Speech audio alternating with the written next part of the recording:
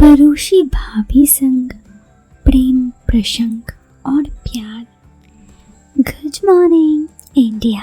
दोस्तों नमस्कार। दोस्तों मैं नैना आप सबके लिए फिर से एक प्यारी और इंटरेस्टिंग सी कहानी लेकर हाजिर हूँ। ये कहानी आपको कैसी लगती है आप कमेंट बॉक्स पे कमेंट करके ज़रूर बताना। ये कहानी मेरे एक दोस्त प्रिंस की है। तो प्रिंस कहता है ये कहानी पड़ोसी रिश्ते में जो भाभी हैं जो गुरुग्राम में रहती है उनके बारे में है। उनका नाम निकिता भाभी बहुत ही खूबसूरत थी। निकिता भाभी पहले फरीदाबाद में रहती थी और हमारे घर के सामने वाले घर में किराए में रहती थी। उनके पति बैंक में जॉब करते। उनका एक 2 साल का लड़का था। ये बात उस समय की है जब मैं बीकॉम फाइनल कर रहा था। उस वक्त निकिता भाभी का हमारे घर आना जाना बहुत होता था। यूँ समझो कि हम दोनों के घरों में कौन सा बंदा कहाँ खाना खा रहा है इससे कोई फ़र्क नहीं पड़ता।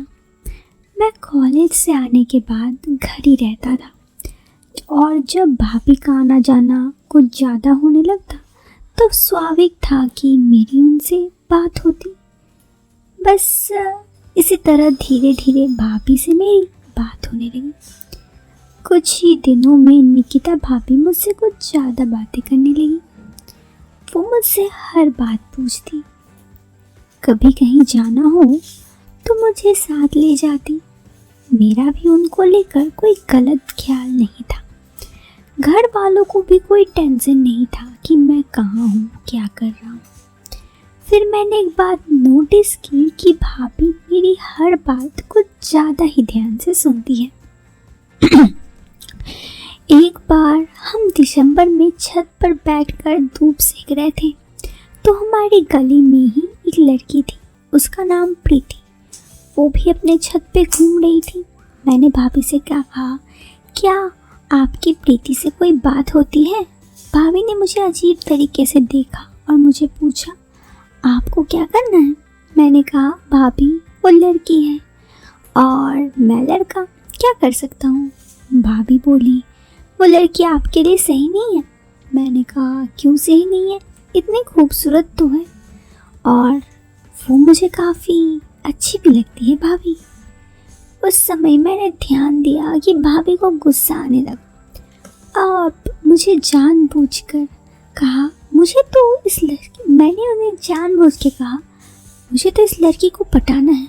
इस पर भाभी अचानक से गुस्सा होकर बोली, तो जाओ उसके पास चले जाओ, मेरे पास क्यों बैठे हो?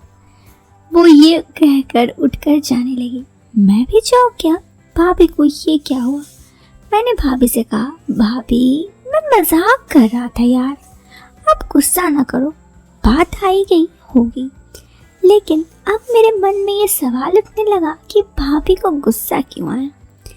मुझे लगने लगा भाभी के मन में मेरे लिए कुछ है। मैंने भी सोचा भाभी का टेस्ट लिया जाए, अगर बात बन जाती है तो मेरे लिए फ़ायदा है।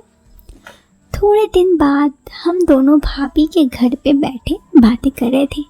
भाभी ने कहा, देवर जी आजकल किसके ख्यालों में खोए हो? मैंने कहा, भाभी कोई नहीं, बस पढ़ाई की टेंशन है। भाभी जोर देकर पूछने लगी, कुछ तो बात है, आप बता क्यों नहीं रहे हो? मैंने कहा, भाभी मुझे किसी से प्यार हो गया है पर मैं उसका नाम बता नहीं सकता। भाभी को तो ये सुनने के बाद कुछ सोचा ही नहीं। उन्होंने बस एक ही रट लगा ली कि किससे प्यार करते हो, नाम बताओ। मैंने हर बार बस इतना कहा कि मैं उसका नाम नहीं बता सकता। भाभी भी कम नहीं थी। उन्होंने अपना रामबाण चलाया और पूछा, बताओ आपको मेरी कसम कौन है वो खुशनसीब लड़की? मैंने कहा, भाभी बता दूंगा लेकिन आपको मेरी कसम है, आप बुरा नहीं मानोगे? तो उन्होंने कहा, हाँ बताओ, मैं बुरा नहीं मानूंगा। मैंने कहा, भाभी वो आप ही हो जिसे मैं प्यार करता हूँ। भाभी थोड़ी देर के लिए चुप हो गई। फिर वो बोली, पागल तुमने तो मेरी जान ही निकाल ली थी। मैंने कहा, मतलब? उन्होंने कहा, मैं भी तुमसे प्यार करती हूँ पर कह नहीं पाई।